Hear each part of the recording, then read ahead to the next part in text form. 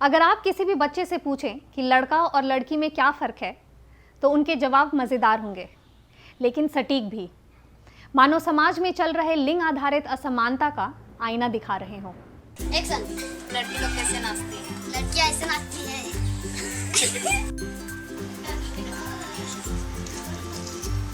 लड़के लोग कैसे नाचते हैं?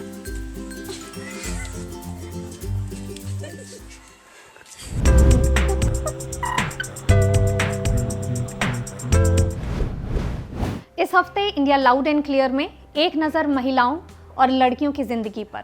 क्या आपको अंदाजा है कि 50% आबादी का जीवन कैसे अलग है, सिर्फ इसीलिए कि वो महिला पैदा हुई है? एक्चुअली 48.2% आबादी, क्योंकि लिंग असमानता, लिंग भेद और पितृसत्ता के चलते इंडिया में महिलाओं की संख्या पुरुषों के मुकाबले काफ़ी कम है। लिंग पूर्वग्रह वाले व्यवहार सिर्फ बड़े बुजुर्ग ही नहीं करते, हम अपने बच्चों को भी पितृसत्ता की ट्रेनिंग देते हैं।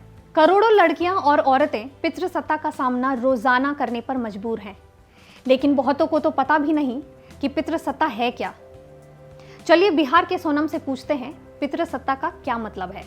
पितृसत्ता शब्द का अर्थ क्या है, इसके बारे में जानती हैं? जी, इसके बारे में थोड़ा बहुत हमको जानकारी मिला कि पितृसत्ता यानी कि पुरुष प्रधान देश है, जिसमें महिला और पुरुष जिसको दोनों समान मिलना चाहिए हिस्सा। हमारे देश में और दुनिया के अधिकतर हिस्सों में सामाजिक रीति रिवाजों में पितृसत्ता की भूमिका बहुत पुरानी है।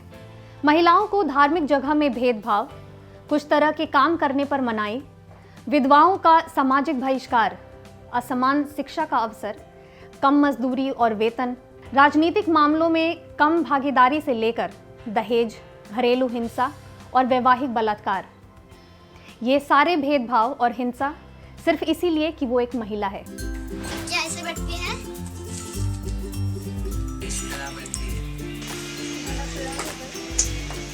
लड़के इस तरह बैठते हैं।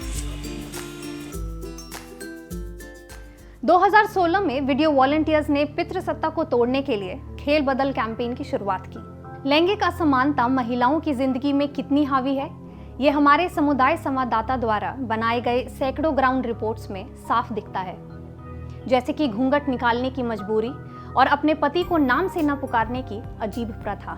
इस प्रथा के बारे में जानेंगे यूपी के नारायणपुर गांव की संगीता देवी से। 15 साल की उम्र में इनकी शादी हो गई और शादी को 7 साल हो गए। आज पहली बार वो अपने पति का नाम ले रही है। आपका नाम बताएं। संगीता देवी। आपके पति जी का बताइए। हाँ, बताओ। नाम प्रकाश, ओम प्रकाश। क्यों आप नाम नहीं लेते हैं क्या अपने पति? अबे आज पहले बार नाम देले मैंने। का है? अब एक ना धरे हम कबो नहीं किया, शुरू से आले धइले नहीं ओके नाम में। क्यों नहीं धरती है नाम? वो तो आपका नाम लेके बुलाते ही होंगे ना। बाकी वो बुला के हम नहीं नाम धरे। अच्छा, आपके पति जाते हैं तो वो भी घूंघट में ही जाते हैं? नहीं जानी का है? का वो मनो समाने मर्दाना है तो सब खाए घूट करेंगे। कहीं आदमी नहीं काट सकते हैं? वो सब नहीं खाएंगे, हम नहीं खा लेंगे। पितृसत्ता के इन रीति रिवाजों के चलते ही भारत यूएन के जेंडर इनइक्वालिटी इंडेक्स में इतना पीछे है। 2019 में 129 देशों की लिस्ट में इंडिया 95 नंबर पर है। तुलना के लिए चाइना 74 नंबर पर हमसे आगे है। हमसे पीछे है नेपाल 102 पर, बांग्लादेश 110 पर और पाकिस्तान 113 पर।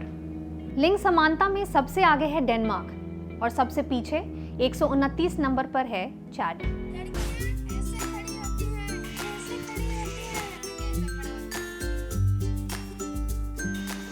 असमानता और भेदभाव में परंपरा का बहुत बड़ा हाथ है, जैसे कि सिर्फ पुरुष को मिल्कत और जायदाद में हिस्सा देने की परंपरा, जैसे कि शादी के बाद सिर्फ महिला ही अपना घर छोड़कर ससुराल जाएगी। सबसे खतरनाक परंपरा है पुत्र मोह, बेटों की स्वीकृति और बेटियों को बोझ समझना। कहीं कहीं ये नकारात्मक सोच इतनी ज्यादा है कि बेटियों का नाम ही ऐसा रख देते हैं, उससे जिंदगी भर याद रखने के लिए कि वो अनचाही है। पहले मेरी 3 बहनें हैं, उसके बाद चौथी में हुई तो मेरा नाम रख दिया भतेरी कि भाई बहुत होगी भगवान और मत दे। मिलिए हरियाणा की इस महिला से जिन्होंने 45 साल की उम्र में अपना नाम भतेरी से बदलकर रखा भारती। हरियाणवी में भतेरी का मतलब है बस और नहीं। तो जैसे कि भाई जिसका लड़कियाँ होगी तो लोग भी ताने मारने लग जाते हैं, इसका तो लड़की हो है, इसका लड़का नहीं हो। तब के दोनों मियाँ और बीबी का रिश्ता होता है, बच्चों होने में साथ होता है, फिर औरत को ही दोषी माना जाता है। तो जैसे एक भारतीय भतेरी नाम था, इस तरह के और कुछ नाम भी प्रचलित है समाज में? हाँ जी, बहुत है। जैसे भरपाई रख दिया, भरपाई का कोई मतलब नहीं है कि बहुत भरपाई होगी लड़कियों की और ना हो। जैसे अनचाही रख दिया कि हमें और नहीं चाहिए लड़कियां। ये ऐसे ऐसे नाम जो रखते हैं वे बहुत गलत है। मैं तो कहती हूँ अपने बच्चों का नाम बहुत अच्छे से सोच समझ कर रखें, क्योंकि ये जन्म लेते हैं और मरते हैं तब तक चलते हैं। यही सब वजह है जिसके चलते इंडिया का लिंग अनुपात यानी सेक्स रेशियो बहुत ही कम है। 1000 पुरुषों के मुकाबले 930 महिलाएं यानी 70 महिलाएं गायब हैं। इसमें प्रकृति का कोई दोष नहीं है, दोष है हमारे पितृसत्ता के सोच से भरे दिमाग और व्यवहार की। लड़कियां ऐसे हंसते हैं।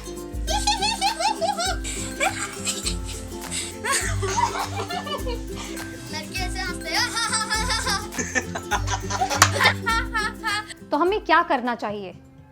इस परंपरा को तोड़ना होगा और असमानता से लड़ना होगा, जैसे जलपाईगुड़ी की मुनमुन सरकार कर रही है। मुनमुन अपने जीवन का पहिया खुद अपने तरीके से चला रही है। আপনি কি করে লড়াই করলেন?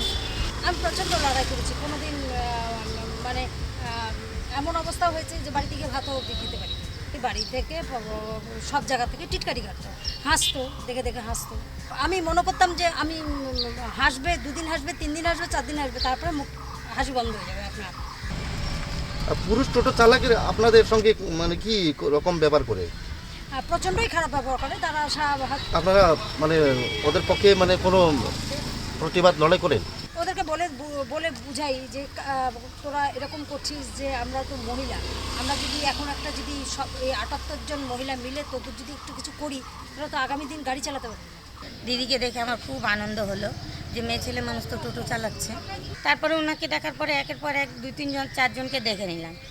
দেখে নেওয়ার পরে তখন যেন আমার মনে জেগে আসলো যে আমি আর কোনো কাজই দেখব না, এইটাই আমার জন্য সবথেকে ভালো কাজ হবে।